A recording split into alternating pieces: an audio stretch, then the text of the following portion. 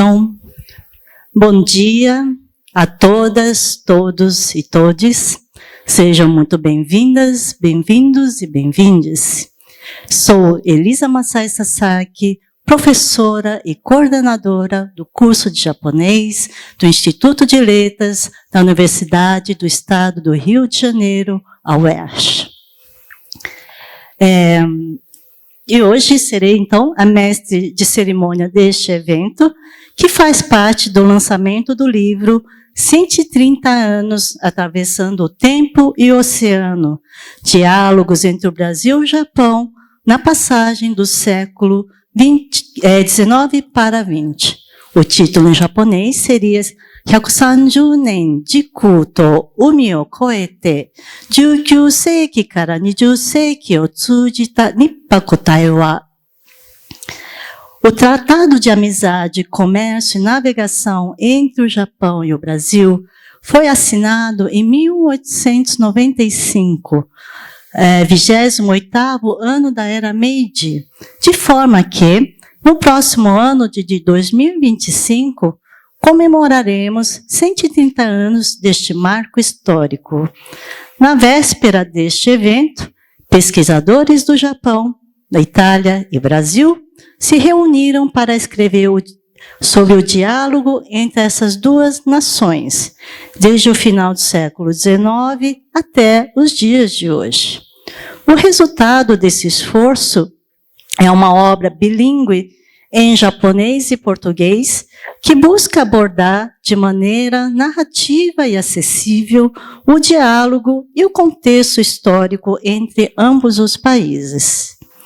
Este livro foi organizado pela Cátedra JICA UERJ, que, por sua vez, é fruto do convênio entre a Universidade do Estado do Rio de Janeiro e a Agência de Cooperação Internacional do Japão, a JICA, estabelecido em março de 2022. Os coordenadores da cátedra são a professora doutora Satomi Kitahara e professor Gustavo Siqueira, ambos professores da UERJ. Para darmos o início à cerimônia de abertura, convidamos para compor a mesa as seguintes autoridades: Ilustríssimo Renan Miguel Saad, Procurador-Geral do Estado do Rio de Janeiro.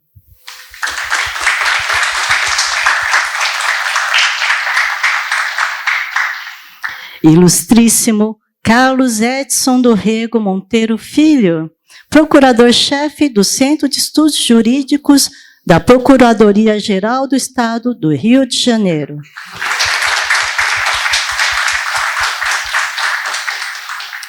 E Ilustríssimo Cônsul-Geral Interino Yoshitaka Kinoshita, do Consulado-Geral do Japão, no Rio de Janeiro. Então, por favor. Passa a palavra, então. Sim, como o senhor quiser. Passo a palavra, então, para o Ilustríssimo Renan Miguel Saad, Procurador do Estado. Bom dia a todos. Gostaria de agradecer imensamente a presença de todos aqui, com uma homenagem especial à nossa queridíssima UERJ, na pessoa do professor Gustavo, que nos proporcionou essa oportunidade de um evento dessa magnitude, aos professores Lozana, que nos falará em pouco tempo, também ao professor Kibe, que também em pouco tempo irá nos dar a honra da palavra, aos demais membros, à Faculdade de Direito da UERJ, aqui representado pelo diretor, meu queridíssimo amigo Caé, e também pelo professor Gustavo Tripedino, decano da faculdade, e não há o que falar, o próprio currículo desses professores, eles se auto-apresentam. Então, para não tomar mais o tempo de todos, eu passo já a palavra para o Caé, para que possamos dar continuidade.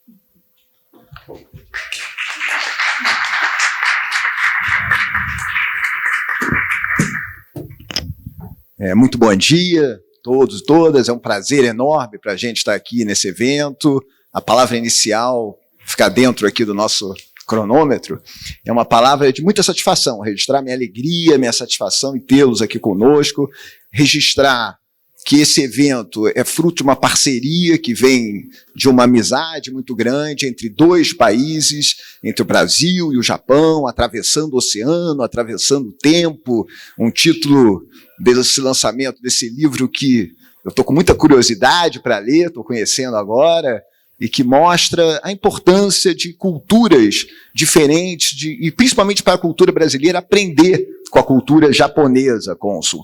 Para nós é um privilégio extremo, muito obrigado por nossa parte, mas assim, para a gente a gente tem muito a aprender com a cultura japonesa, com a cultura oriental.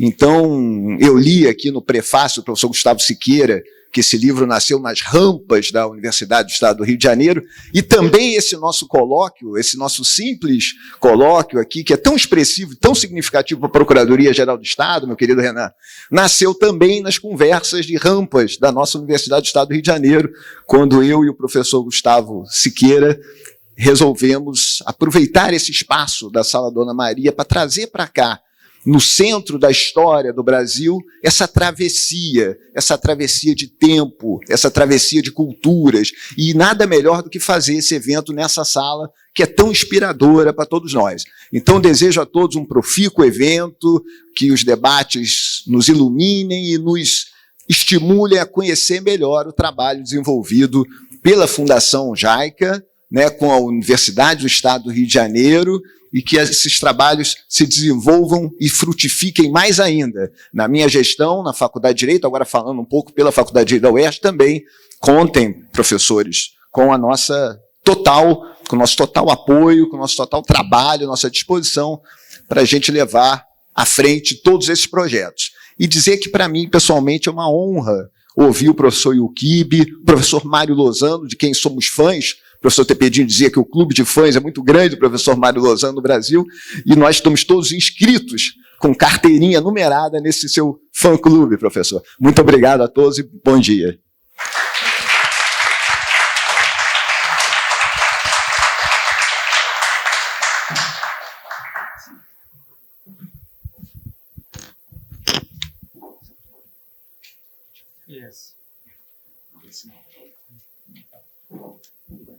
Bom dia a todos. Excelentíssimo senhor Renan Sage, Procurador-Geral do Estado, professor Carlos, autoridades presentes, organizadores, autores do livro, senhoras e senhores, bom dia. É uma alegria imensa estar aqui no Centro Cultural da Procuradoria-Geral do Estado, e fico feliz em ver que um local de importância histórica, o antigo Convento do Carmo, uma das edificações mais antigas da cidade, ganhou uma nova vida ao se transformar em mais um espaço cultural aqui no Rio de Janeiro. Primeiro-ministro do Japão, Fumio Kishida, visitou o Brasil na semana passada, do dia 2 a 4 de maio. Foi a primeira visita oficial de um primeiro-ministro do Japão ao Brasil em quase uma década. Ele teve uma agenda bastante produtiva, reuniu-se com o presidente Lula, conversou com jovens Nikkeis e fez um discurso na USP, entre outros. Essa visita reforça os laços de amizade entre os nossos países. E os dois líderes concordaram em celebrar, em festejar, celebrar 2025, que marca os 130 anos do Tratado de Amizade, Comércio e Navegação entre os dois países, denominando o ano do intercâmbio da amizade entre o Japão e o Brasil. Gostaria de cumprimentar os autores e organizadores que tornaram possível a publicação do livro 130 anos atravessando o tempo e o oceano, diálogos entre o Brasil e o Japão na passagem do século XIX para o XX. Para marcar o lançamento desta obra e também como uma preparação para sua leitura hoje, teremos a palestra dos renomados professores Kaori Yukibe e Mário Lozano. Agradeço a presença dos dois professores aqui e a oportunidade desta ocasião. Creio que, assim como eu, ou todos aqui estejam ansiosos para ouvir algumas de suas reflexões sobre o relacionamento entre nossos países. E podemos considerar que este livro considerar este livro como uma das primeiras celebrações do ano do intercâmbio da amizade Japão-Brasil. Desejo que, com a colaboração dos professores responsáveis por este livro, o intercâmbio acadêmico e cultural entre nossos países possam se desenvolver cada vez mais. Muito obrigado. Arigatou gozaimasu.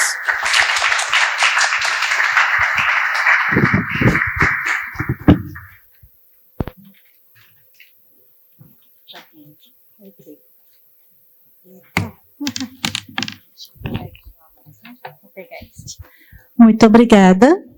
Agora eu convido para desfazer a mesa de abertura. Muito obrigada.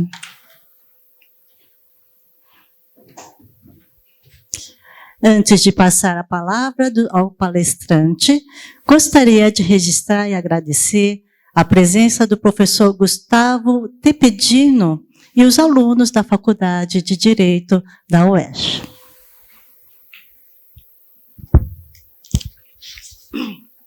Temos a honra de apresentar dois renomados professores internacionais, autores colaboradores do livro. Primeiramente, temos a honra de apresentar o professor Mário Lozano.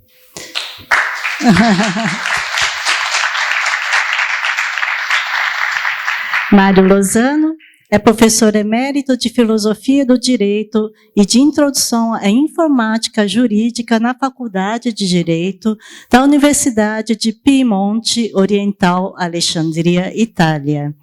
Professor na Escola de Doutorado de Direitos e Instituições da Universidade de Turim, Itália. Professor no curso de especialização do Departamento de Ciências Humanas para a Educação da Universidade de Milão Bicocca, Itália. Correspondente internacional do Instituto Hans Kelsen, Viena, Áustria, desde 1972. E pesquisador associado do Instituto Max Planck de História Jurídica Europeia, em Frankfurt e Mainz, Alemanha, desde 2017. O professor Lozano discorrerá sobre Imigrantes do Japão ao Brasil e Retorno, o terceiro tratado paritário da era Meiji. Meiji Jidai no Daisanbanmen no Myodo Jouyaku 1895 nen. Então, eu convido o professor.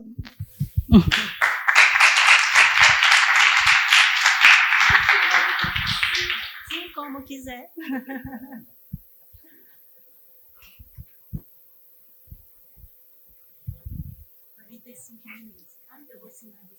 Sì, quanto tempo? 45 minutos. Falta 3 minutos Muito obrigado. Bom dia a todas e a todos. Agradeço muito a presença do público, o convite e, sobretudo, a possibilidade de falar sobre os tratados iguais do Japão, que na história do direito internacional não são, na Europa, estudados nos últimos tempos. Também por falta de documentação, por dificuldades de idioma e por outras razões. O começo dessa pesquisa é vinculado, primeiramente, ao meu contato com o Japão, que é um contato que começou em 1972. E nesse contato que eu fiz para estudar a informática na administração pública japonesa, eu descobri a história do direito japonês e a influência no direito japonês dos conselheiros europeus.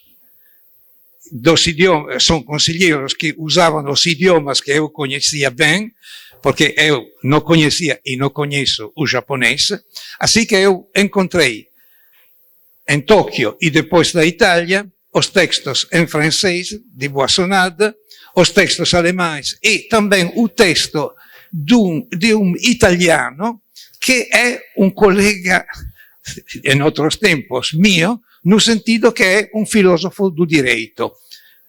Alessandro Paternostro, ao final de 800, realizou as primeiras aulas de direito na Universidade Imperial, a essa altura de Tóquio, e o primeiro curso de filosofia do direito. Curso que foi feito em francês. Eu descobri o manuscrito e eu publiquei o manuscrito em francês das primeiras classes de filosofia do direito no Japão, feitas por esse senhor Paternostro, que na Itália todos conhecem porque é uma dinastia de viajeros. O próprio Paternostro do Japão nasceu em Alessandria de Egipto, porque o pai havia sido exilado em 1821 por causa dos movimentos revolucionários liberais. E o neto depois foi o corresponsal da televisão italiana nos Estados Unidos e Inglaterra. E todos, quando eu dizia na Itália Paternostro, no público diziam: qui Londra fala Alessandro Paternostro, que era o neto desse senhor.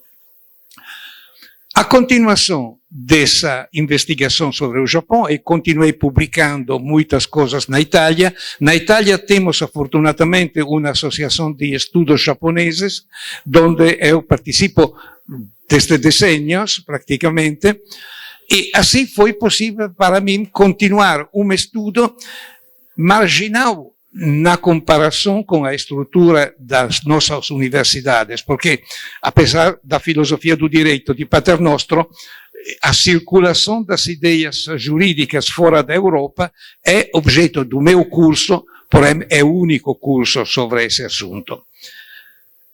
Deixando de lado essas reminiscências que já são velhas, nos últimos tempos, viajando ao Brasil, o impulso para estudar os tratados iguais do Japão foi originado pelo amigo Gustavo numa visita a minha e sua à Biblioteca Nacional aqui no Rio. Tinha um livro sobre o Japão.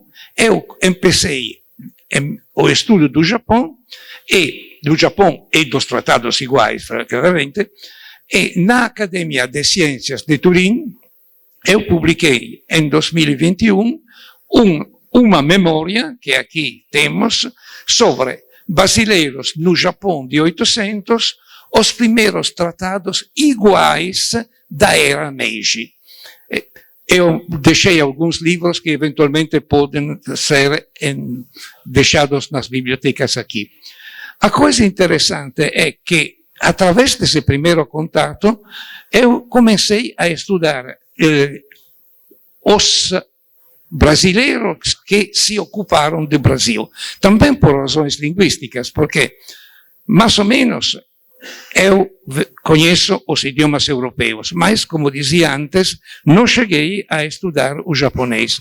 Assim que eu estudei o reflexo do Japão nas obras de europeus, que foram os mediadores culturais entre o Japão do século passado e do século XVIII, XIX e a Europa e a América Latina moderna. Eu falarei de vez em quando da Europa, esquecendo que aqui fico sentado na mesa tricontinental, porque são 3 continentes representados aqui, efetivamente. O estudo resultou facilitado pelos contactos com o Brasil e com as diferentes bibliotecas e, de toda maneira, o estudo dos tratados iguais tem uma relevância geopolítica que foi muito bem aceita na Itália nas revistas de geopolítica, no sentido que os primeiros contactos entre o Ocidente e o Japão, falo da época moderna, não dos contatos da época ibérica, e as primeiras tentativas de cristianização. Mas na época mais recente, os tratados entre Estados europeus e Japão sempre foram tratados iniguais, no sentido que as grandes potências militares da Europa, Inglaterra, deixamos de lado os Estados Unidos e os barcos pretos do Comodoro Perry, que é outra coisa, mas, porém, as nações como Inglaterra e França tinham uma tradição colonial muito forte. França na Ásia Meridional. Inglaterra, nos tempos dos tratados com o Japão, tinha a lembrança negativa das guerras do ópio. Assim que, nesses contactos com o Ocidente, o Japão se interessou também pelos estados novos da Europa, que foram exatamente a Alemanha e a Itália. Itália, como Estado, nasceu em 1861 e a Alemanha em 1871. São os Estados nacionais mais novos de Europa e, a essa altura, final de 800, começo de 900, não tinham um passado colonial. Porque não existiam como Estados nacionais antes. Assim que o contato com o Japão foi positivo. Do ponto de vista do direito, a influência francesa no começo foi muito grande, porque também na Europa o Código Napoleão foi o código determinante da evolução jurídica, efetivamente. O século XIX pode ser considerado o século das codificações. 1804, Código Napoleão, 1900, BGB, Código Civil Alemão. Nesse século nascem os grandes códigos que influenciaram todo o mundo. Itália enviou Pater Nostro, que se ocupou de relações internacionais, contatos com os outros estados, com a Rússia, etc., e ensinando na Faculdade Imperial de Direito, de Filosofia do Direito. Os franceses enviaram Boissonade, que contribuiu à ocidentalização do direito japonês, e os alemães enviaram a pessoa que depois realizou a primeira Constituição do Japão.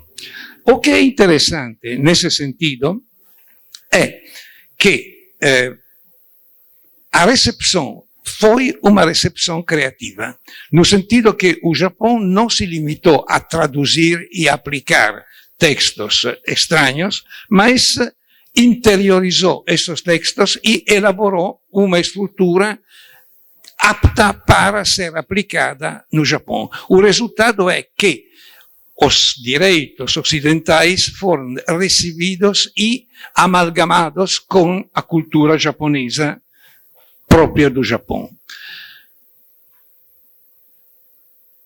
Rösler, o alemão, foi um constitucionalista que preparou a Constituição alemã de acordo com os modelos da Bavária e da Prússia, e, de toda maneira, essa Constituição ficou em vigor até o pós-guerra, quando foi substituída pela Constituição atualmente vigente.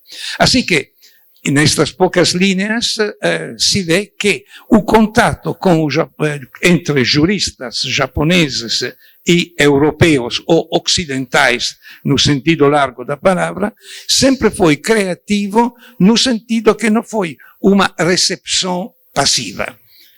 Os japoneses recebiam, reelaboravam e, sobretudo, aplicavam. Muitas vezes eu me perguntei como foi possível rapidamente, com a abertura da época Meiji, actuar um cambio normativo tão rápido. E muitos colegas da Associação de Estudos Japoneses me comentavam que um elemento, sem dúvida importante, foi a forte alfabetização dos japoneses no final do século XVIII e no começo do século XIX. Um colega alemão estudou os dados específicos e praticamente me comentava que a porcentagem de pessoas instruídas e literatas ficava igual no Japão e na Alemanha. na Alemanha imperial, a grande Alemanha. Assim que, praticamente, sempre tem esse contato entre a Alemanha e o Japão nos elementos culturais.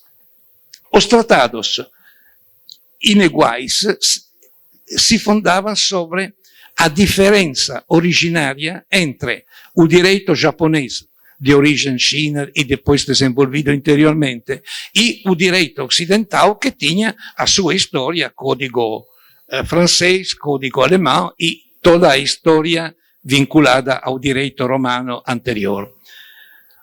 O que aconteceu com a modernização do direito japonês foi que a discussão sobre a inferioridade do sistema judiciário japonês caiu. E com isso caiu o fundamento dos tratados iniguais. Porque a Inglaterra, a França, os Estados Unidos obrigaram o Japão, nos seus tempos, final de 800, a firmar tratados desiguais, dizendo que os comércios entre estes Estados e Japão haviam começado. E com os comércios também os problemas judiciários. Mas o sistema japonês dessa época não tinha a mesma estrutura e as mesmas garantias dos sistemas ocidentais. Assim que os tratados desiguais, diziam respeito aos pleitos que, num pleito entre japonês e francês, se julgava o caso no consulado da França, aplicando o direito francês. E o tratado da França, da Alemanha, dos Estados Unidos foi um tratado inigual, porque o mesmo não acontecia com os pleitos dos japoneses na França, na Inglaterra ou nos Estados Unidos. Se aplicava aos japoneses o direito ocidental. Essa situação de inferioridade obrigava o Japão a ter uma posição secundária frente às grandes potências. O câmbio começou com o final do século XIX, em 1872, quando começaram os Estados da América Latina a ter contatos comerciais com o Japão. Mas os Estados da América Latina foram colônias ibéricas da Espanha e de Portugal nos séculos e anos anteriores. Assim que a atitude dos Estados latino-americanos frente ao Japão não foi uma atitude colonial, mas colaborativa. Em 1873 temos o primeiro tratado entre Peru e Japão, que é o primeiro tratado paritético, tratado igual. Se acontece um pleito entre um cidadão de Peru e um cidadão japonês, no Japão se aplica o direito japonês, que, mientras tanto, havia realizado a sua evolução na direção da ocidentalização do direito. Assim que a coisa funcionava bem, ao ponto que, efetivamente, alguns anos depois, o México firmou o segundo tratado igual, de acordo com os padrões do primeiro tratado, e entregou assim ao Japão uma primeira arma para discutir sobre os tratados desiguais anteriores, dizendo, como vocês veem, são estados do marco ocidental que realizam tratados iguais com o Japão. Por que não cambiamos os velhos tratados desiguais da França, da Inglaterra, com novos tratados? E, efetivamente, os tratados iguais feitos com os Estados de Latinoamérica ajudaram muito, até a chegada do tratado com o Brasil, que é o terceiro, ao final do século, 1894. A essa altura, 3 estados latino-americanos, do ponto de vista da história dos tratados, realizaram tratados iguais com o Japão. E, praticamente, essa foi a tríplice chave para fazer do Japão uma potência regional no Pacífico e depois uma potência mundial. Porque o Japão tinha agora um argumento forte frente aos outros estados, dizendo, veja só, já temos 3 tratados iguais, no final dos séculos vamos reorganizar os tratados e deixamos de lado os velhos tratados e substituímos os tratados anteriores com tratados iguais. 1900 indica a fim dos tratados desiguais no Japão e o início da atitude paritética do Japão como potência mundial. Não esqueçam que eu falei da modernização do direito, mas paralelamente se desenvolveu a ocidentalização e o desenvolvimento da indústria, da economia, do exército, que foi também fundamental, porque o golpe dos Estados Unidos com a chegada dos barcos pretos do Comodoro Perry foi devido, sobretudo, à superioridade militar dos Estados Unidos. Agora, todo o Japão se havia modernizado, também do ponto de vista jurídico, e, a partir de 1900, se encontra na posição de paridade com os outros. A partir desse momento começa uma segunda história, à qual eu dedicaria com muito prazer as próximas 4 horas, porém eu imagino que, do ponto de vista da organização, preciso me concentrar. Mas uma informação bibliográfica que espero não seja considerada uma ameaça. Eu preparei um livro sobre os 3 tratados internacionais e sobre a imigração que chegou depois. Eventualmente falaremos desse livro, se Deus quiser, no próximo ano, mas, voltando brevemente ao assunto, aconteceu a coisa seguinte. O Japão tinha uma estrutura jurídica e, em geral, social, comparável com a estrutura ocidental. Mas também aconteceu no Japão um problema de crise econômica, de conversão da agricultura tradicional a uma economia de tipo ocidental mais modernos e um forte desemprego na agricultura. Resultado, desculpem a simplicidade dessa concentração de informações, mas o tempo é tirano. Por causa dessa evolução econômica do Japão modernizado, muitos emigraram pela América Latina, porque, sobretudo, com os tratados iguais, foram instituídos consulados e os consulados organizaram a emigração oficial na direção do México, do Peru e do Brasil, que, não por casualidade, hoje tem a maior colônia japonesa fora do Japão.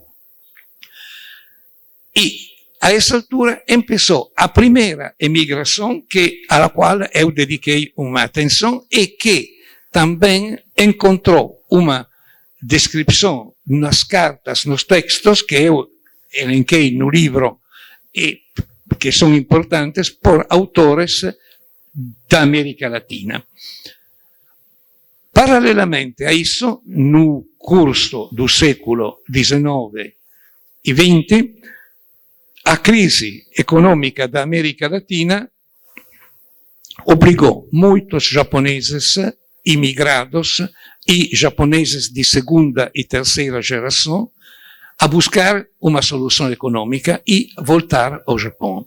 Assim que se realiza essa situação estranha de japoneses ou originários japoneses pendulares do Oceano Pacífico, que voltam do Japão, que voltam do Brasil, do Peru, do México ao Japão, com problemas pessoais enormes, porque claramente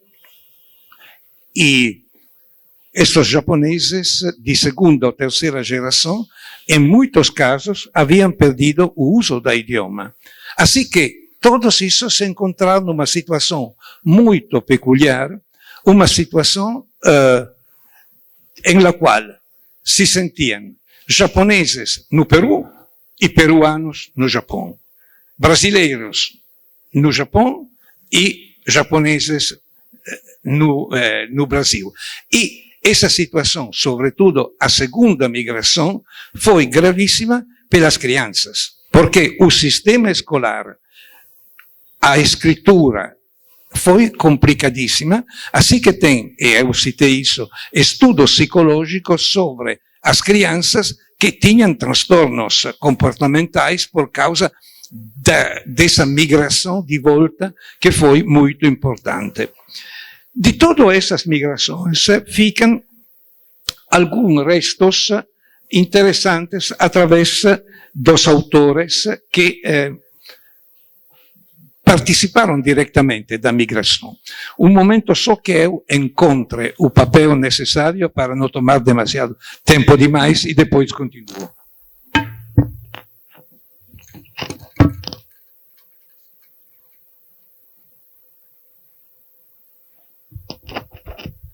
O caso que eu desejaria citar, que é o caso mais peculiar, se refere ao México e, em particular, a Octavio Paz, o escritor mexicano, prêmio Nobel de literatura, mas migrante também no Japão, o qual, efetivamente, tomou contato com a cultura japonesa e, através da cultura japonesa, Octavio Paz introduziu na literatura ocidental o sistema da poesia coletiva japonesa Renga, que consistia em reunir 3, 4 poetas que escreviam cada um pedaço do mesmo poeta.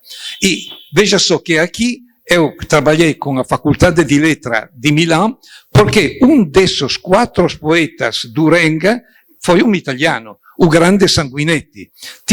Assim que é toda uma história subterrânea que devemos a nosso amigo que descobriu o primeiro livro aqui na Biblioteca Nacional.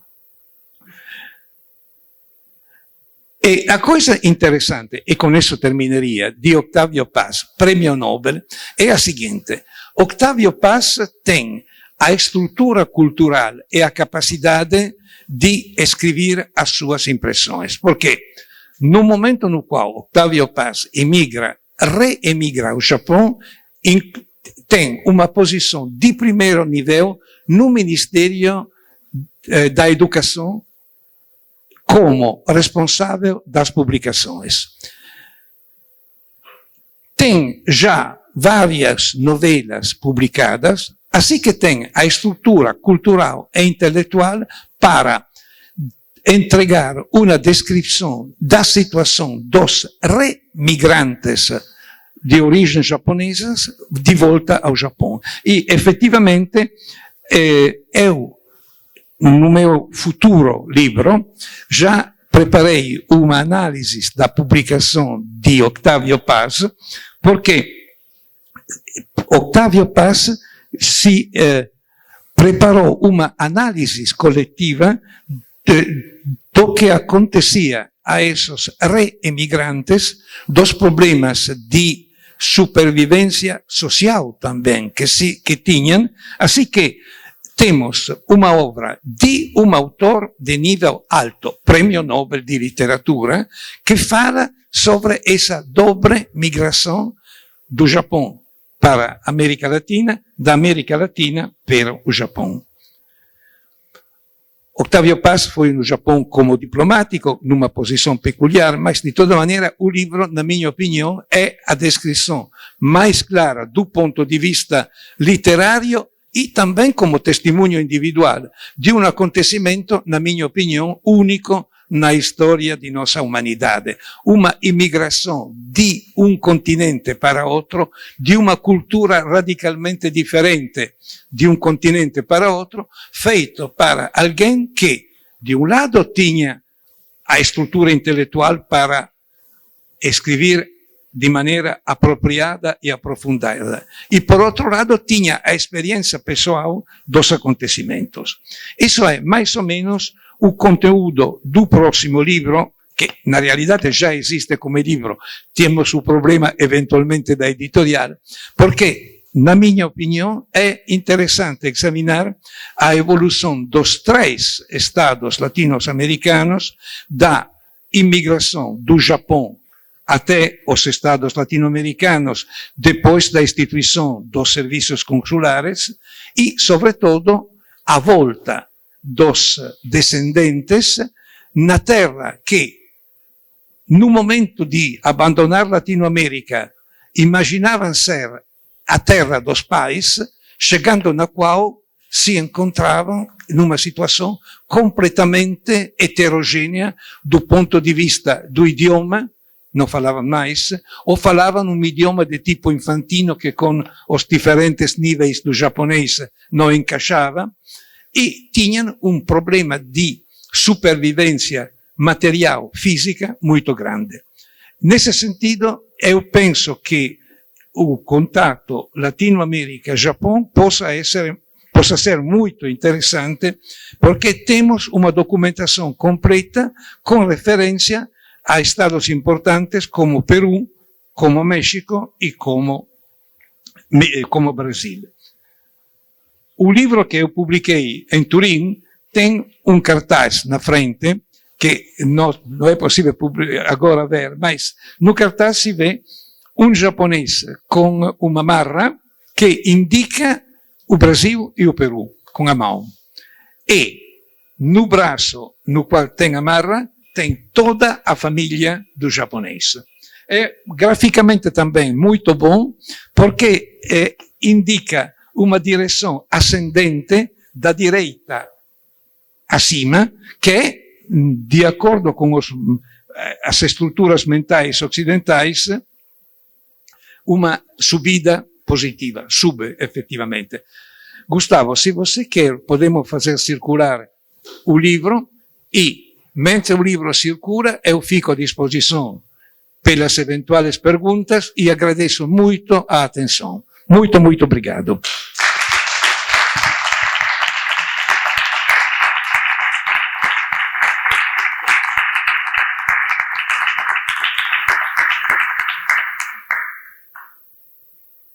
Muito obrigada,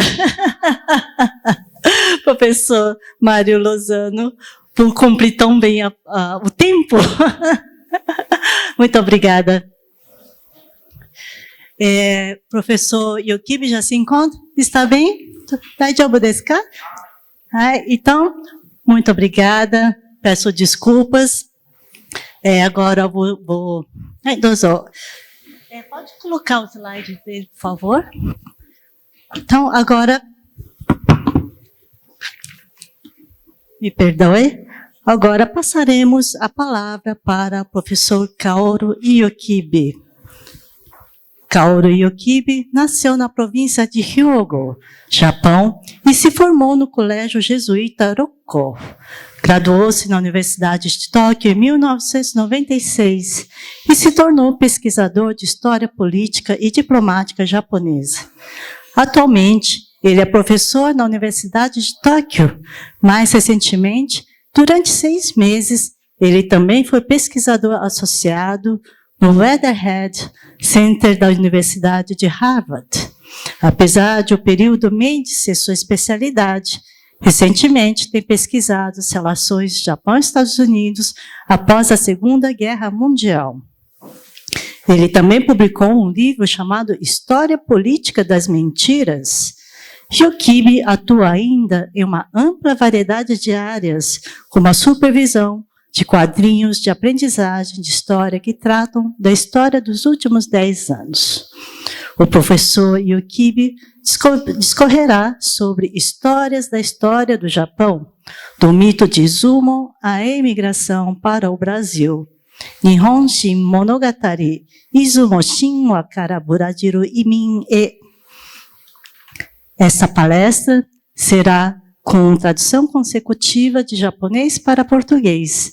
Para tal, contaremos com a intérprete Amanda Barros Plátana, que é graduada em Letras Japonês e Português na UERJ e mestre pela Universidade de Estudos Estrangeiros de Tóquio. Então, já.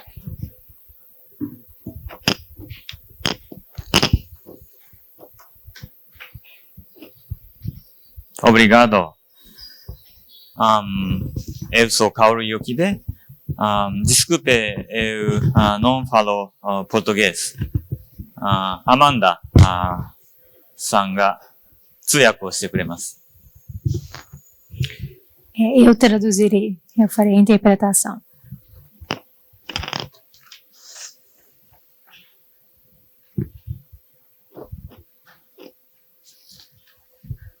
Hoje é 大変光栄な会にお招きいただいてありがとうございます。Eu agradeço por terem me chamado para fazer essa palestra hoje. 今から1世紀以上前に、日本列島の住民が地球の反対側に移動し始めました。Há mais de um século, os habitantes do arquipélago japonês começaram a migrar para o outro lado do mundo. 中南米への移民です。なぜこんなことが起きたのでしょうか？ Foi a imigração para as Américas Central e do Sul. Por que será que isso aconteceu? それはとても苦しい旅でした。 Foi uma jornada muito dolorosa. ブラジルに着いてからも苦労が続きました。 E as adversidades continuaram mesmo depois da chegada ao Brasil. 今回出版されたこの本の表紙に、波頭万里と書いてあるのは、この苦しい旅を記念する意味があります。 Aqui no livro que estamos lançando, na capa vocês veem a expressão Hatoubari, que significa mares longínquos. Tem essa ideia de navegar pelos mares do mundo, porque o livro foi escrito em memória dessa história difícil. 結果としてブラジル移民は大成功だったと思います。 E eu acho que no final a imigração para o Brasil foi um grande sucesso. 今やブラジルの日系社会は世界最大級です。 Dizem que hoje a comunidade Nikkei no Brasil é considerada a maior do mundo. この本のもう一つの表紙に、雲外蒼天と書いてあるのは、雲を越えると青い空が広がっていた。苦労の先に成功があったという意味です。 Na contracapa do livro, nós temos a expressão Ungai Soten, que significa que além das nuvens se estende um céu azul. Ou seja, depois de superar as adversidades, nós alcançamos o sucesso. 波頭万里を越えた先祖たちに敬意を表して、私は長い歴史の旅をしようと思います。 Eu gostaria de fazer uma longa jornada pela história que homenageia aos meus antepassados que atravessaram os mares. 古代の神話の成立から解き起こして、ブラジル移民の原因に迫りたいと思います。 Eu gostaria de desvendar as causas da imigração brasileira, começando pelo antigo mito de Izumo. もし楽しんでいただければ、雲外蒼天になって嬉しいです。 Se vocês gostarem, eu vou ficar feliz. Vai ser como Ungai Soten para mim, o céu azul depois das nuvens. 日本は世界の中でも国民国家の形成に成功した国です。 Uma razão para o sucesso da formação do Japão como Estado-nação é a sua história de manutenção de uma certa coesão desde os tempos antigos. 日本が国民国家形成に成功した一つの理由として、古代から一定のまとまりを持っていたという歴史があります。 O Japão tem uma história de manter uma certa coesão desde antigamente. 西ローマ帝国の滅亡とあまり変わらない8世紀に、この国は自分のことを大和ではなく日本と呼び始め、その君主は自分のことを大君ではなく天皇と呼び始めました。 No século VIII, não muito diferente da queda do Império Romano Ocidental, o país começou a se chamar de Japão em vez de Yamato e o seu governante passou a ser chamado imperador em vez de rei. 現代の日本まで続く自意識が、この時にもうできていました。 Nessa época, o autoconceito, a identidade própria, que permaneceria até o Japão moderno, já havia sido formada. 背景には、朝鮮半島に出兵して惨敗した白月のへの戦いによる対外的な危機感と、人心の乱という激しい内乱の結果、強い王権が成立したということがありました。Como contexto, a crise externa que se formou após o envio de tropas para a Península Coreana e essas tropas terem sofrido uma derrota esmagadora na Batalha de Hakusuki-no-e, assim como uma violenta guerra civil, conhecida como a Guerra de Jinshin, fortaleceram a autoridade real. この内乱に勝利した天武天皇や持統天皇の時代に日本の歴史が編纂されます。A história do Japão foi compilada durante a era do imperador Tenmo e da imperatriz Jito.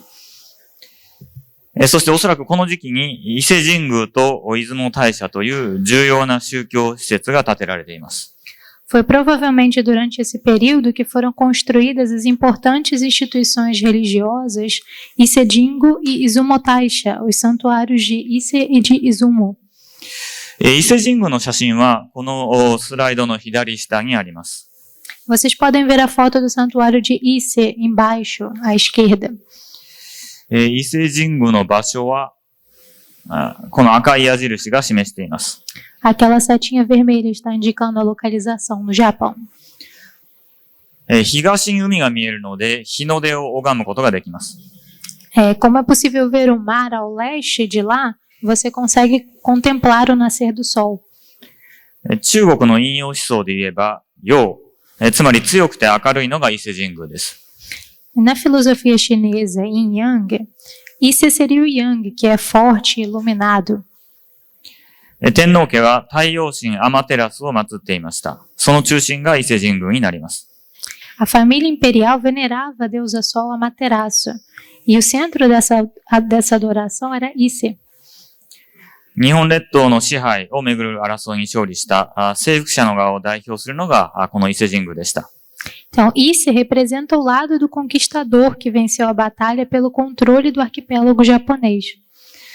これと対照的なのが出雲大社です。Em contraste com isso, temos o santuário de Izumo. 場所は青い矢印が示しています。A setinha azul está indicando onde fica. 西の方に日没が見えます。De lá, você pode ver o pôr do sol ao oeste. 中国の陰陽思想で言えば、陰、つまり弱くて暗い方になります。De acordo com a filosofia Yin Yang, esse seria o Yin, o lado fraco e sombrio. したがって、征服された側を象徴します。Que simboliza o lado conquistado. ただし、陰は弱いからこそ、強いものを吸収する機能もあります。E pelo Yin ser fraco, ele também tem a função de absorver aquilo que é forte. 出雲大社から見える海の先には、ユーラシア大陸があります。大陸の優れた文明を取り込む姿勢を出雲大社は象徴していたのです。Além do mar, que pode ser visto de Izumo, fica o continente, o supercontinente euroasiático. E Izumo simbolizou essa atitude de incorporação das civilizações do continente. 古代の国民国家の歴史というのは、この出雲から始まります。O antigo mito de formação da nação começa nessa região de Izumo. 主人公の一人がスサノオです。dos personagens principais é Susanoo. 太陽神アマテラスの弟でしたが、泣き虫で、しかも乱暴者だったので、天から追放されて、出雲に降りてきました。Ele era o irmão mais novo da deusa Amaterasu, mas por ser chorão e também muito briguento, dizem que ele foi banido do céu e desceu à região de Izumo. 私はアマンダさんの話しているポルトガル語が理解できませんが、すごいスムーズに訳してくださっていると思います。Eu não entendo o que a Amanda está falando, mas ela parece estar falando de forma tranquila. 良い通訳に会えてよかったです。良い通訳に会えてよかったです。Que bom que ela está fazendo uma boa interpretação. スサノオは、ヤマタノオロチという8つの首を持った大蛇と戦います。Susanoo, quando desceu a Izumo, luta contra uma grande serpente de 8 cabeças, chamada Yamata no Orochi. このヤマタノオロチは8つの首を同時に切り落とさないと退治できないそうです。Diz a lenda que não se podia derrotá-la a menos que todas as 8 cabeças fossem cortadas ao mesmo tempo. どうやって退治できるんでしょうか？ Como será que ele poderia fazer isso? スサノオは8つの樽にお酒を入れて、8つの首に飲ませて、酔っ払ったところを次々と切り落としていきました。Susanoo colocou bebida alcoólica em 8 barris e deu para as 8 cabeças beberem. Então ele cortou as cabeças bêbadas, uma por uma. アルコールについての日本最初の文字資料です。Esse é o primeiro documento escrito do Japão sobre álcool. 皆さんも飲みすぎには気をつけてください。Vocês também tomem cuidado para não beberem demais. スサノオは人々に感謝され、国を建てました。O povo ficou agradecido e Susanoo construiu um país. ここまでは天から降りてきた神が地に住む怪獣を征服するという普通の話ですね。Bom, até agora a história é uma história comum sobre um Deus que desce do céu e domina um monstro que vivia na terra. ところが面白いことに、この戦いはスサノオの一方的な勝利ではありませんでした。Mas o interessante é que essa batalha não teve uma vitória unilateral de Susanoo. スサノオは8つの首を落としたついでに、大蛇の尻尾も切り落とそうとしました。Depois de cortar as 8 cabeças da serpente, Susanoo também tentou cortar a cauda. するとスサノオの剣が折れてしまいました。Mas então a sua espada se partiu. 見ると尻尾からもっと強い剣が出てきました。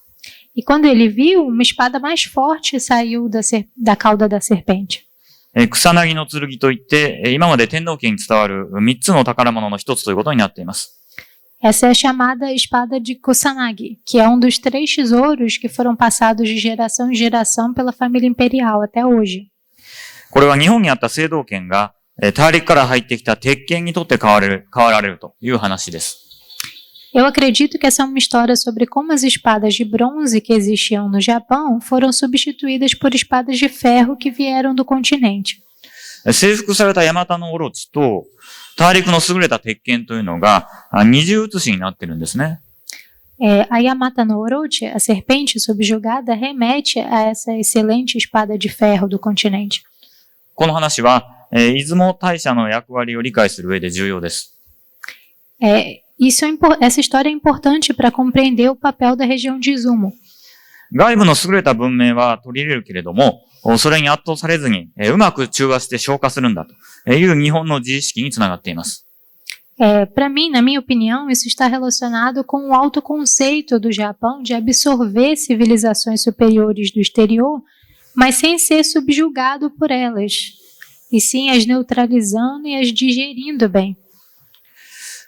この戦いの様子は、今でも出雲地方の神楽の演目として、残っています。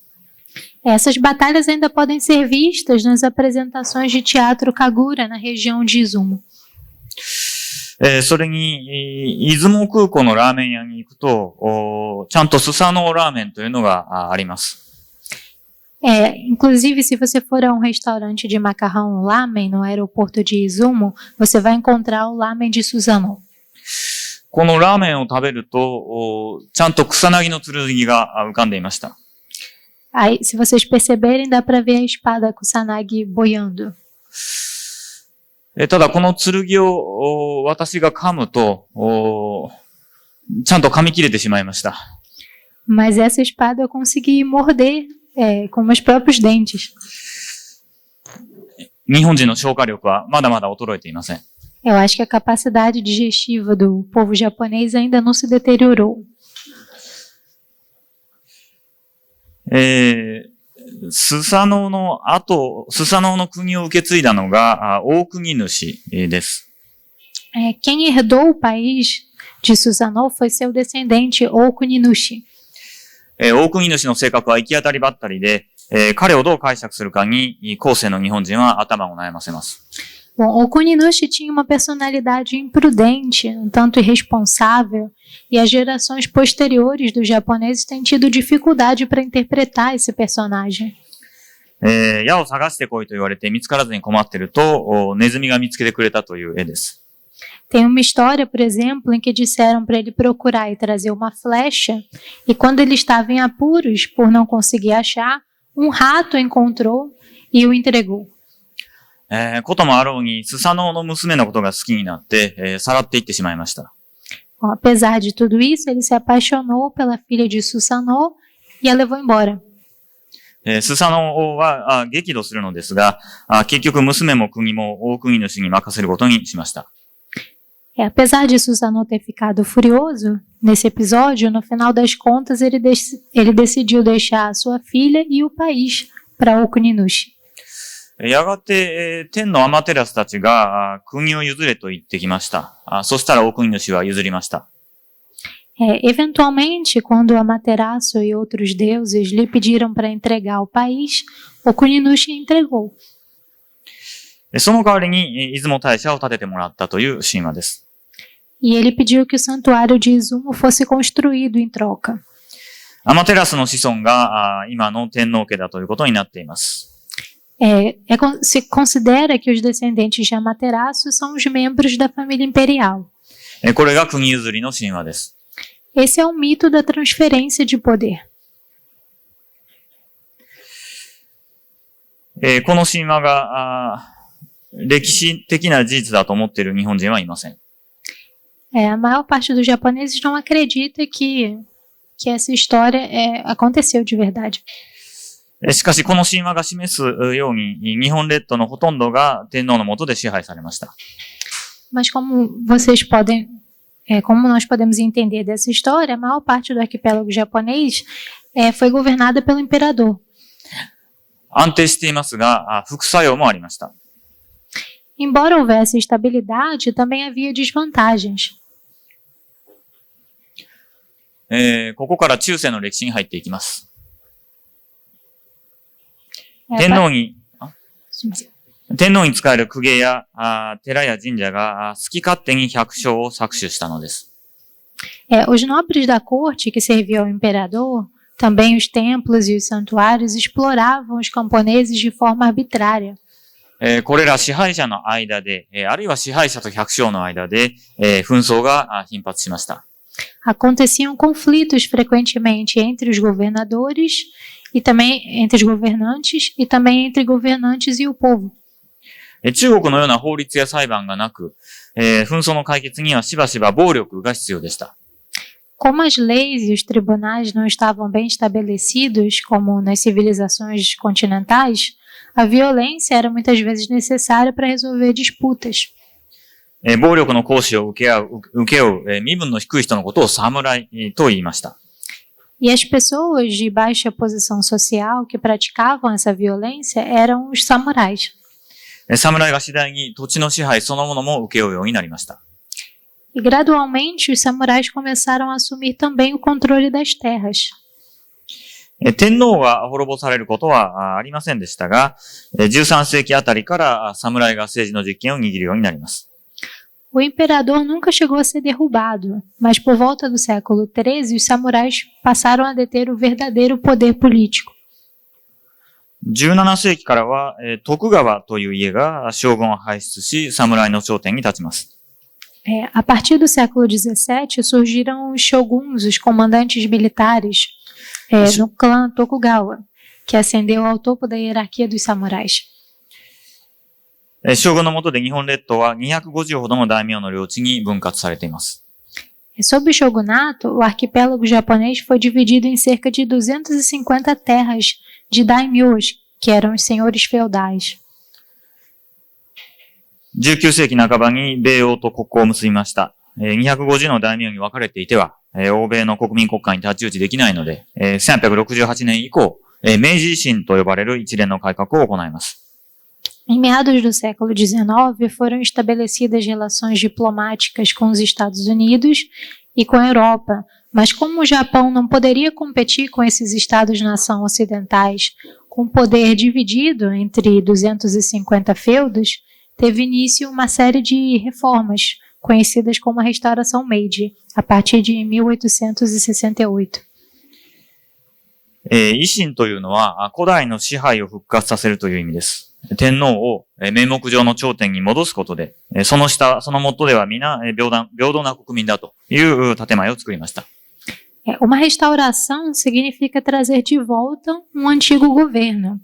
Então, ao devolver ao imperador a posição do topo, mesmo que só nominalmente, o governo criou a impressão de que todos abaixo dele eram cidadãos iguais. 統一的な国家と平等な国民を作り上げていきました。Seria então a construção de uma nação unificada e igualitária. 将軍、大名、侍といった特権を持った身分はなくしていきました。では彼らは特権を守ろうとして必死に抵抗したのでしょうか？ Posições privilegiadas, como de shogun, daimyo ou samurai, foram eliminadas. Mas será que eles reagiram? Será que eles ficaram desesperados para proteger os seus privilégios? ここが日本の歴史の大きな謎になります。Esse é um grande mistério da história japonesa. 将軍大名侍は抵抗するのですが、どこかで勝ち目がないと思うと、スーッと諦めるんです。Situações em que normalmente se resistiria, né, mas ao pensar que não tem chance de vencer, se desiste rapidamente. まるで出雲神話の大国主のように権力を譲ります。明治維新はかなりスムーズに実現してしまいました。Eles cedem o poder, assim como o Kuninushi da mitologia de Izumo. 何世紀も形骸化していた天皇の権威だけでこれが実現したのか。出雲神話も作用していたのではないかと私は思います。A restauração Meiji foi realizada de forma bem tranquila. E será que isso poderia ter sido alcançado só por meio da autoridade do imperador, que assim por muito tempo foi só uma formalidade? Eu acredito que o mito de Izumo também pode ter desempenhado um papel.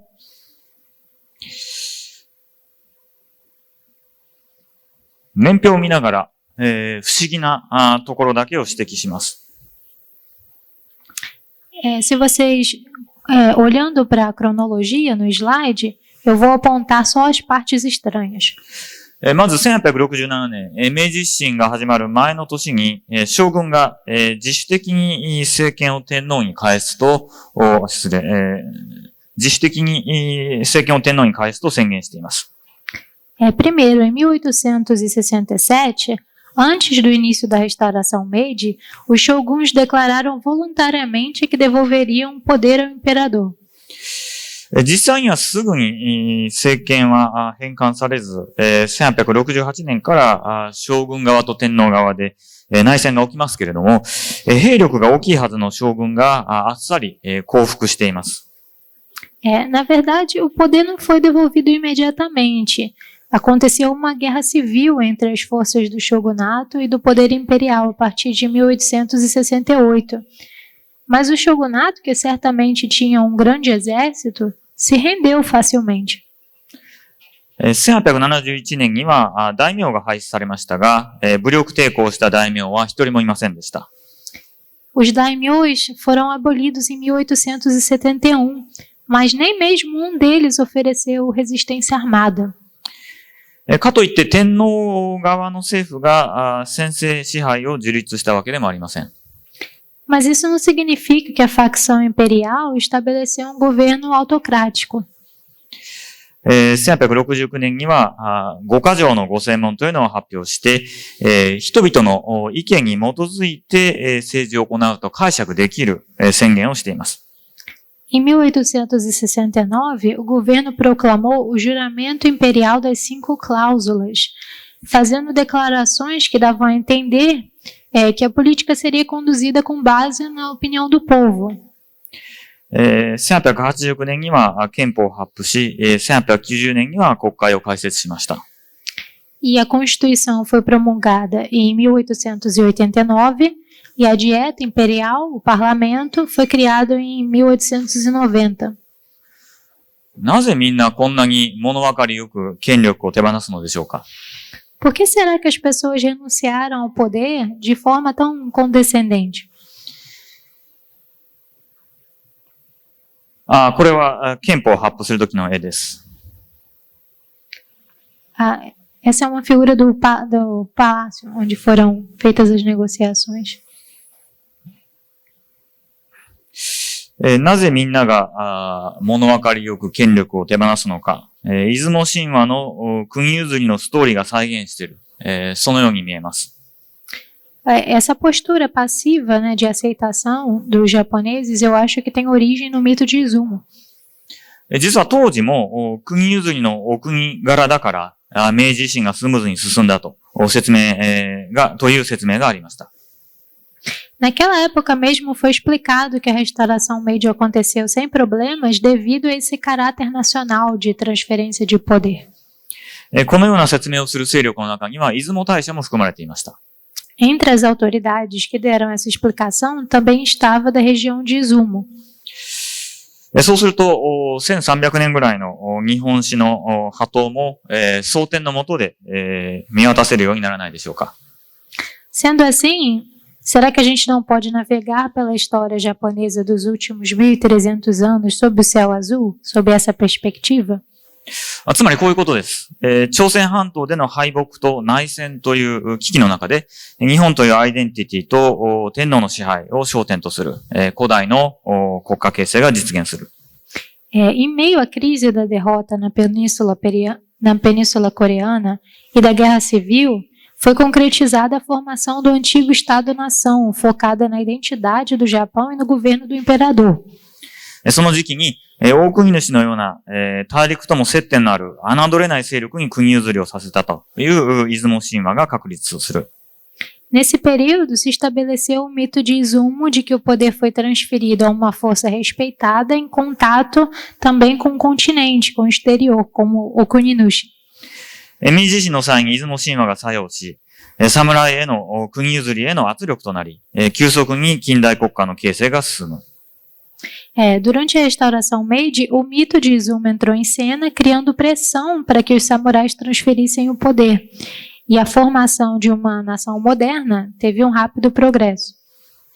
古代と近代をまたがる、こういうストーリーを私は考えています。Eu faço essa ligação. それはどういう政治になるでしょうか。E que tipo de política seria formada nessas circunstâncias? 優劣が見えるところまでは普通に競い合う。Uma política na qual se faz uma disputa de mérito entre dois lados diferentes.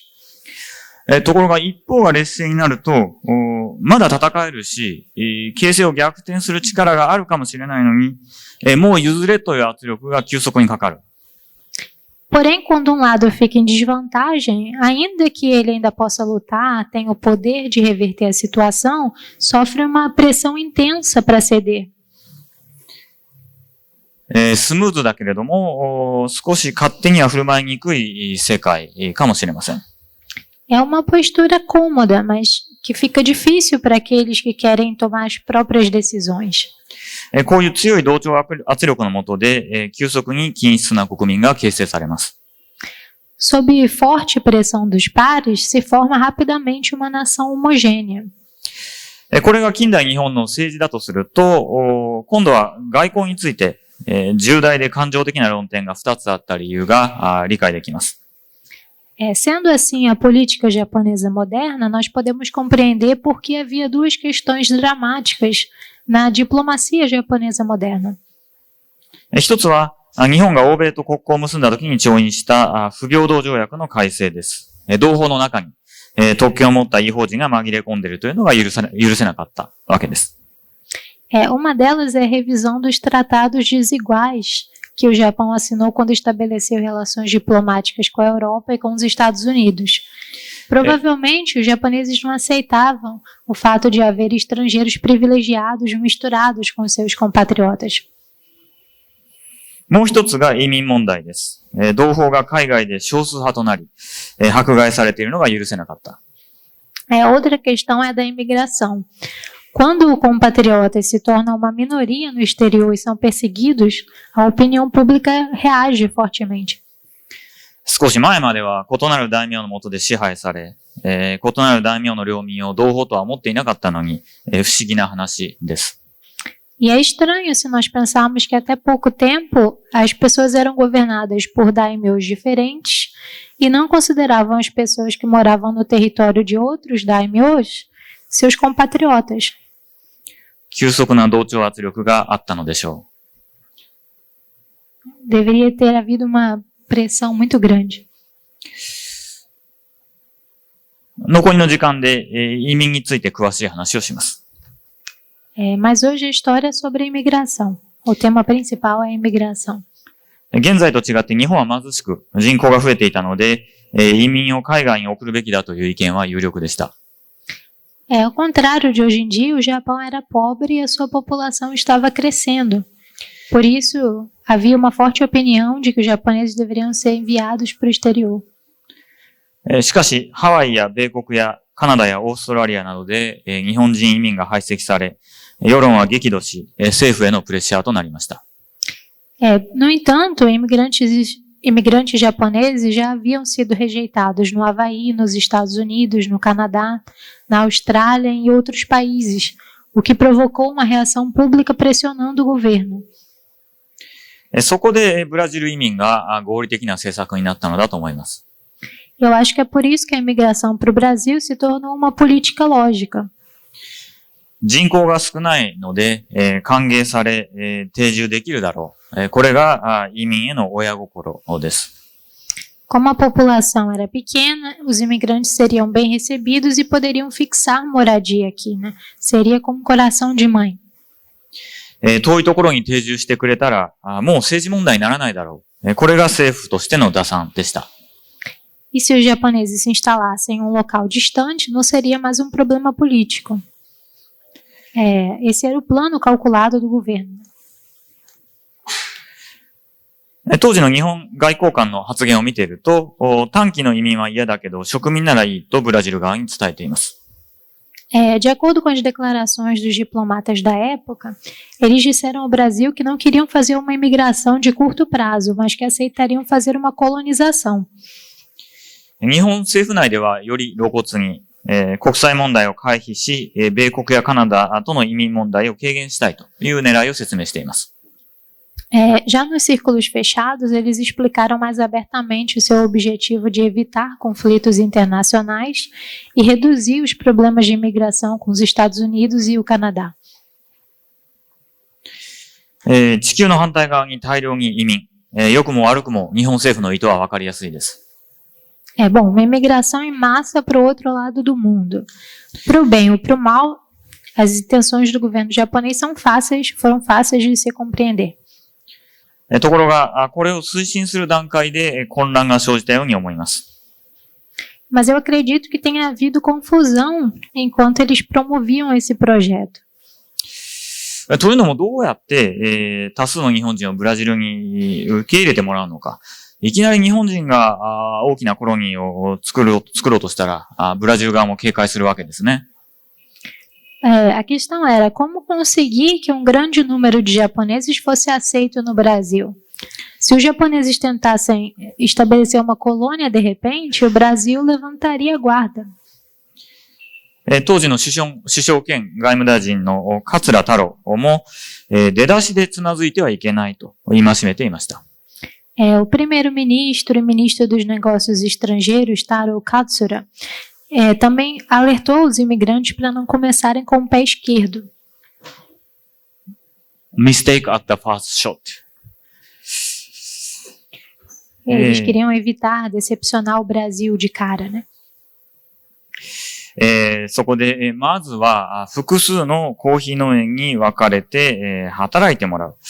そこで安心で役に立つ労働力として認めてもらうという形でスタートを切ることにしました。Primeiro, os imigrantes seriam divididos em diversas fazendas de café para trabalhar. Lá, eles seriam reconhecidos como uma força de trabalho segura e útil. É assim que deveriam começar o processo migratório. そうするとどんな混乱が起きるか。E o que aconteceria então? 長期的な狙いとしては、大量に定住してもらう。O objetivo a longo prazo era fazer com que um grande número de pessoas se estabelecesse aqui. しかし出だしでは、3年とか5年、コーヒー農園で頑張ったらいいと、宣伝する。裕福になって、日本に帰れるかのように宣伝する。Porém, a princípio, anunciaram que se os japoneses trabalhassem arduamente nas fazendas de café durante 3 ou 5 anos, eles iriam ficar ricos e poderiam voltar para o Japão. 真に受けてブラジルに渡航すると、重労働でなかなかお金がたまらない。 Bom, tendo acreditado nisso e vindo para o Brasil, eles trabalharam duro, mas não conseguiam juntar dinheiro. 渡航するために借りた借金すら返せない。こんなはずじゃなかったと思いながら、ブラジルで苦労し続ける人々が出てきました。 Eles não conseguiam nem pagar a dívida que fizeram na viagem. Então, muitas pessoas foram forçadas a continuar enfrentando dificuldades aqui no Brasil. それでも頑張って、1910年代に日本人が集中する農園ができ始めて、1920年代には日本からの移民が急増するようになります。 Apesar de tudo, eles perseveraram. Na década de 1910 começaram a ser criadas fazendas onde os japoneses se estabeleceram. E na década de 1920, o número de imigrantes japoneses aumentou rapidamente, cresceu rapidamente. こうして日本の政策目的は達成されました。しかしその陰に多くの人々の苦労があったのです。 Assim, o objetivo político do Japão foi alcançado. Porém, muitas pessoas sofreram por causa disso. 当時とは逆に今日、日本は人口の減少と労働力の不足に悩んでいます。 Diferente do passado, hoje o Japão sofre com o declínio da população e a escassez da mão de obra. ブラジルから働きに来てくださる方がいらしたら、なるべく働きやすく、暮らしやすい環境を使って迎える、そういう道義的な責任が日本にあると思います。 Bom, quando alguém vem do Brasil para trabalhar, eu acho que o Japão tem essa responsabilidade de criar um ambiente que seja o mais confortável possível para se viver e trabalhar. それは日本の道義的な責任であり、歴史的な責任でもあります。 Quando se trata de criar e viver numa sociedade diversificada, o Brasil é mais experiente que o Japão. 多様な社会を作り、生きていく上で、ブラジルは日本よりも先輩です。皆様の意見と知恵をいただければ幸いです。ありがとうございました。 Eu ficaria feliz em ouvir as suas opiniões e que vocês compartilhassem o seu conhecimento. Muito obrigado. Obrigado.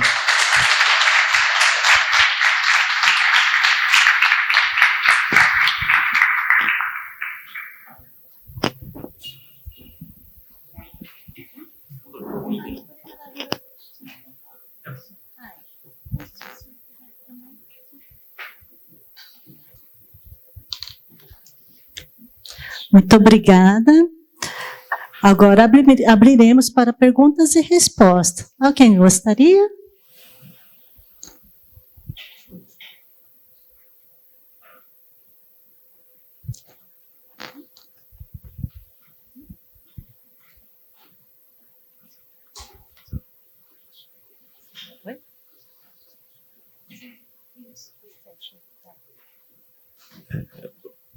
Obrigado pelas falas, as duas falas foram bem inspiradoras, e eu queria fazer uma pergunta para o professor Lozano, e que também pode ser uma pergunta para o professor Yokibi. O processo de imigração, ele também é um processo jurídico, né? Seja para aceitar juridicamente esses imigrantes, seja para que as pessoas saiam dos seus países. E eu já vi algumas notícias de contratos também que eram feitas com empresas de navios que levavam essas pessoas e faziam anúncios, por exemplo, de que o paraíso estava no Brasil, né? E eu queria perguntar se vocês podiam ou têm alguma ideia do arcabouço jurídico que foi construído no Brasil ou no Japão para receber e para movimentar essas pessoas, ou de problemas jurídicos que tiveram que ser resolvidos com com a chegada dessas pessoas com culturas políticas e jurídicas diferentes.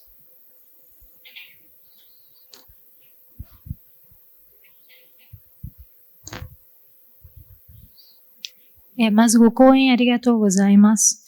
ロザンヌ先生にも、ヨキベ先生にも、お聞きしたいのですが、その移民というのは、裁判的な手続きでもあると思いますが、移民の時は、ブラジルの会社との条約、実は、船の会社との条約について聞いたんですが、その時は、ブラジルへの移民が、パラダイスのように、宣伝されたと思いますが、あの時どのような、立法的問題が起きたか。で、ブラジルはどうやってそれを解決したかを、ちょっと、教えてください。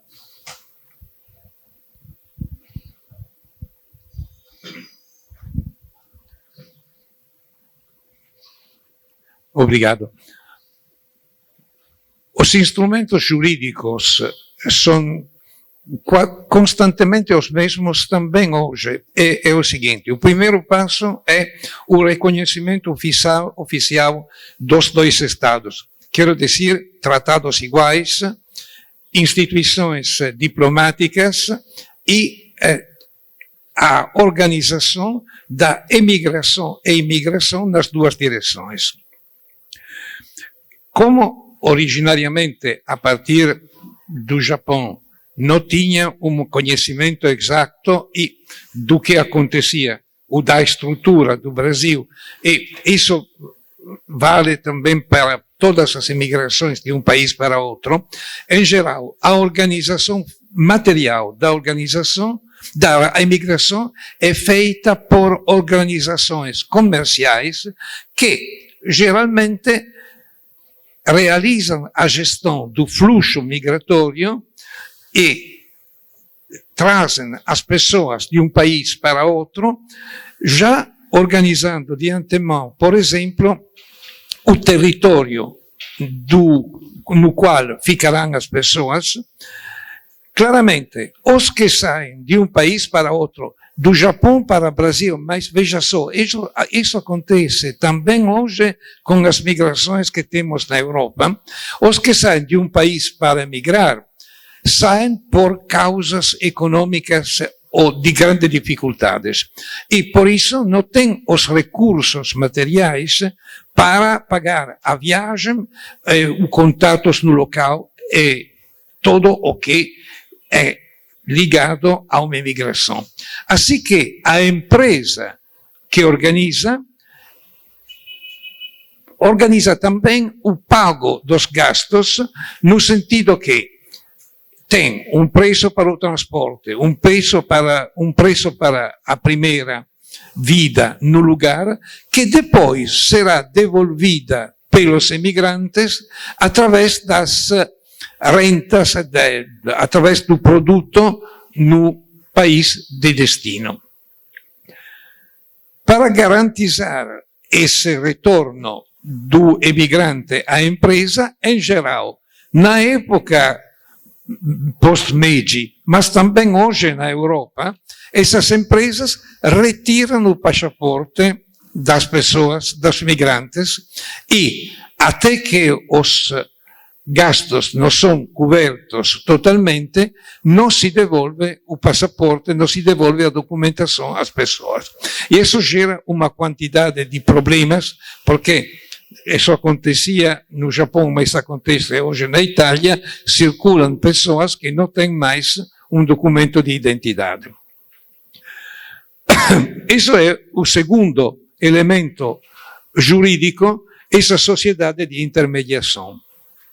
No caso do Brasil, eu indiquei isso no livro, tinha também a possibilidade de chegar, não através de uma sociedade externa e depois verificar o que dava para fazer no país. Mas sair para se juntar a outros japoneses que já viviam aqui. Ou, ao contrário, também japoneses que pediam a entrada de japoneses residentes no Japão, no Brasil, no México, no Peru. Isso foi a forma de segundo nível mais atrativa, porque efetivamente não era mais uma viagem num país desconhecido, mas tinha também um encontro físico sem problemas, por exemplo, de idioma, que no primeiro momento sempre foi um dos problemas fundamentais de toda essa imigração. E, no segundo nível, depois, a integração dos migrantes, que aqui na América Latina foi sem dificuldades e que hoje na Europa, ao contrário, é o grande problema que até hoje não foi resolto. Eu ficaria aqui com essas pequenas indicações. Se tem perguntas mais específicas, fico à disposição.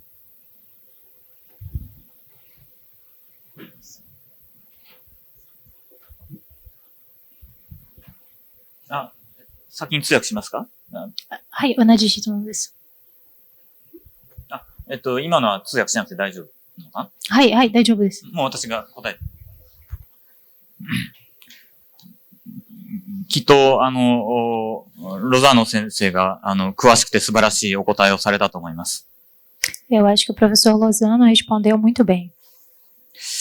私は、根本的なジレンマについて一つだけ申し上げておきます。Gostaria de falar ponto, acrescentar só mais ponto. 当時のブラジルにおいては、人種差別をしないという建前は、きちんと機能していました。すいません。どういう建前ですか？建前、どういう建前でしたか？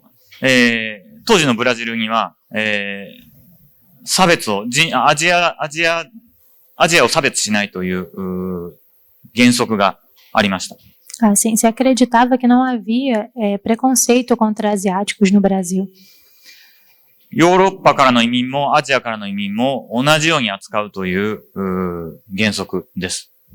Acharam que seria na mesma forma que aconteceu na Europa e na Ásia. 少し混乱はありましたが、この原則に基づいて法律も作られました。E a lei foi feita de acordo com essa crença. ところがこれは平等であって平等ではない。Porém, não foi justo. 大丈夫？なぜなら、ヨーロッパからの移民よりも、アジアの移民の方が、渡航にお金がかかるからです。旅にお金がかかるからです。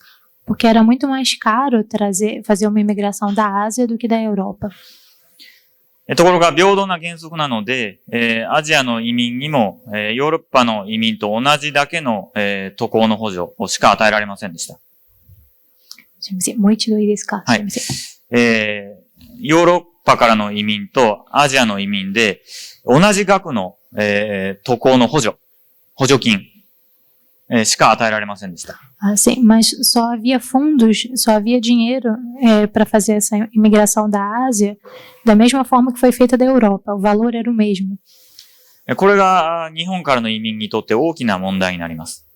Esse foi grande problema para a imigração japonesa. そのこともあって、日本の移民はまず、コーヒー農園で働くようになりました。E por isso, os imigrantes japoneses passaram a trabalhar nas fazendas de café primeiro. コーヒー農園ではお金を貸してくれたからです。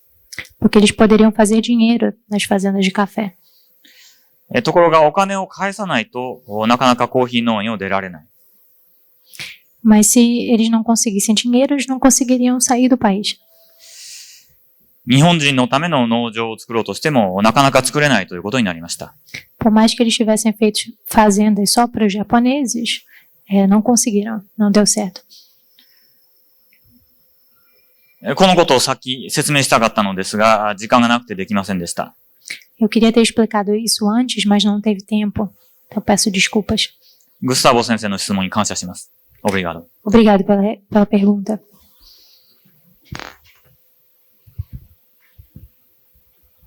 Muito obrigada. Tem mais alguma pergunta? Sim?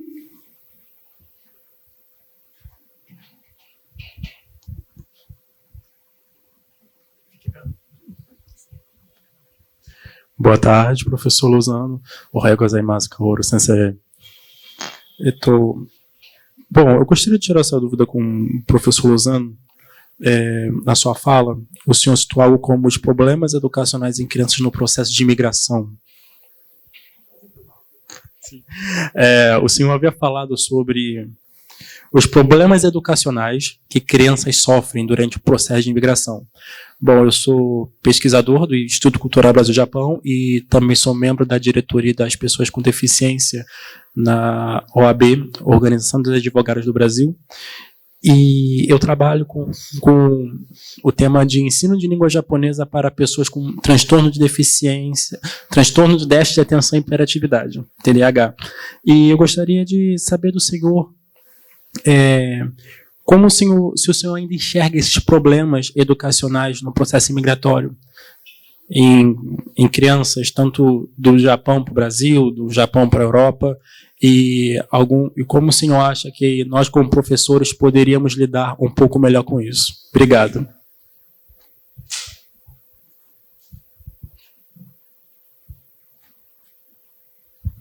Muito obrigado.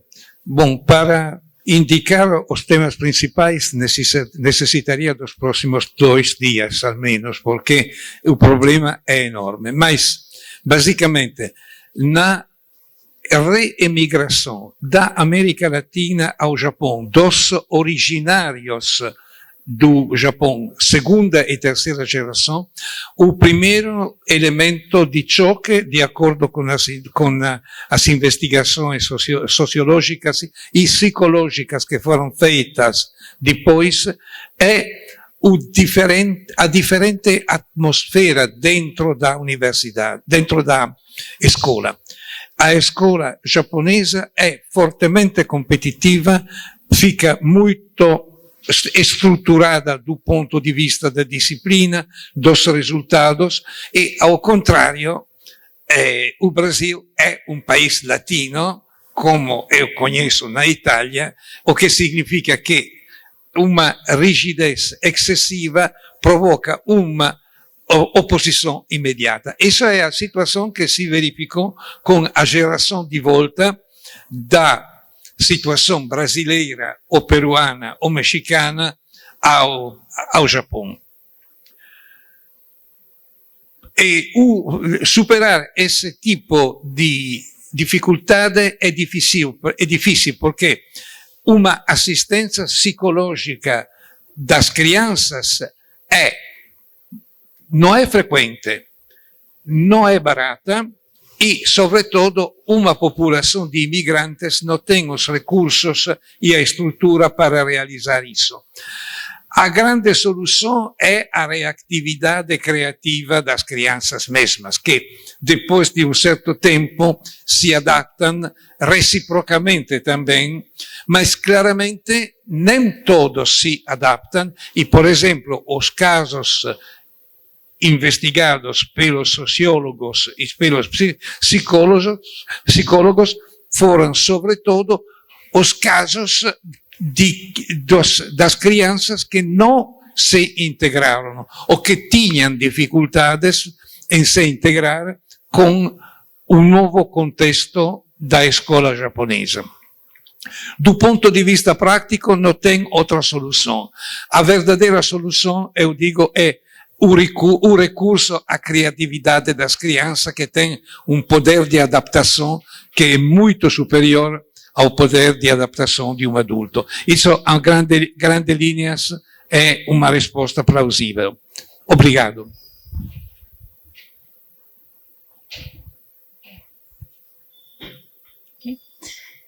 Muito obrigada. Antes de encerrar, gostaria de avisar que temos outros eventos relacionados ao lançamento do livro amanhã, dia 9 de maio de 2022, quinta-feira, às 9h30 da manhã, os professores convidados estarão se apresentando no Instituto de Letras da UERJ. E na próxima semana, dia 16 de maio, estaremos no Japan House, São Paulo também. E convidamos a todos. E assim, agradecemos a presença de todos e encerro este evento. Muito obrigada.